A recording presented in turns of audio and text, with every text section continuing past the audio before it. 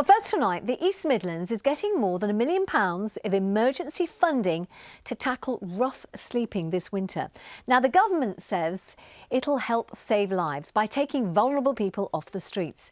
But homelessness organisations say, well, it just doesn't go far enough. Tonight, dozens of fundraisers are preparing to spend the night out in Nottingham to try and raise money. And our social affairs correspondent, Jeremy Ball, is with them. Good evening, Jeremy. Yeah, good evening. Welcome to Meadow Lane, Notts County's football ground, looking a little bit different tonight because they are setting up sleeping bags for the annual CEO Sleep Out. Over 60 local business leaders here tonight, raising money for Emmanuel House and the Friary, two local homelessness charities. It is already nippy here tonight. It could well be a tough night.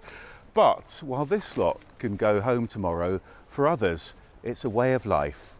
You get asked to leave. A winter night in Nottingham with the street outreach team. The number of people they found sleeping rough almost doubled last year. Well over 1,300 people who spent at least one night on the streets. Sean's ordeal ended this week. Freedom. He's just moved into supported accommodation after several years sleeping rough. Sleeping outside is, you get cold, you get pneumonia. I think they need more help for the homeless people because most of the homeless people are on drugs. They don't mean smoking drugs and things like that, and keep an eye on them 24 hours a day. So it's not just about having a roof over your head, it's about the support as well, is it? Yeah, because where I'm living now, they knock on my doors, make sure I take medication properly and see if I'm sleeping well, make sure I've got my food in properly.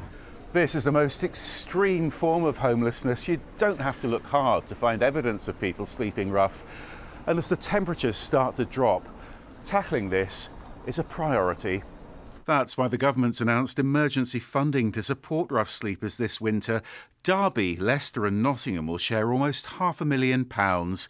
There's well over £1 million across the wider East Midlands, including Charnwood, Chesterfield and Mansfield, part of a national announcement. It's about recognising the catastrophic emergency situation we now see with homelessness in this country. The rough sleeping, we're going into winter again. Many more people are finding themselves rough sleeping. It'll build on emergency winter shelters that are currently funded by charities and churches, but the region's largest homelessness organisation wants more permanent support. It's a short-term sticking plaster solution.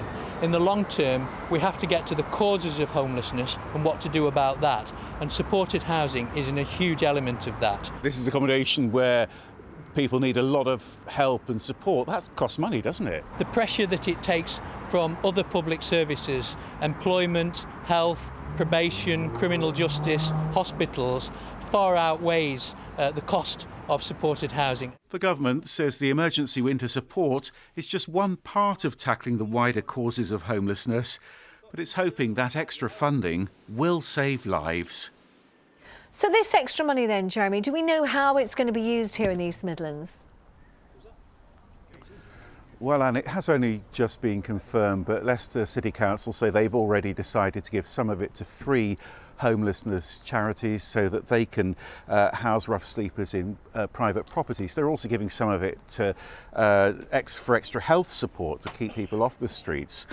And this is in addition to some existing services. So in Derby, for instance, there's a safe space that operates round the clock for rough sleepers. They also have a homelessness paramedic. Down in Loughborough, the Falcon Drop-In Centre offers a similar service. But these services, can be quite patchy depending on where you are in the region. And as we heard in your film there, Jeremy, rough sleeping seems to be part of a much bigger challenge. Yeah, I mean, it really is just the tip of the iceberg because, the vast majority of homeless people don't spend the night like this. They're in temporary accommodation, in hostels, hotels, bed and breakfast, often just sofa surfing with family and friends. Now, the solution, the government says, involves a lot more than building homes. They say they're looking at everything from healthcare to justice to renters' rights. And rising rents here in Nottingham are actually a really big concern for Emmanuel House, one of the charities that have organised this charity event here tonight, because they say that's behind a recent surge in homeless women here in Nottingham.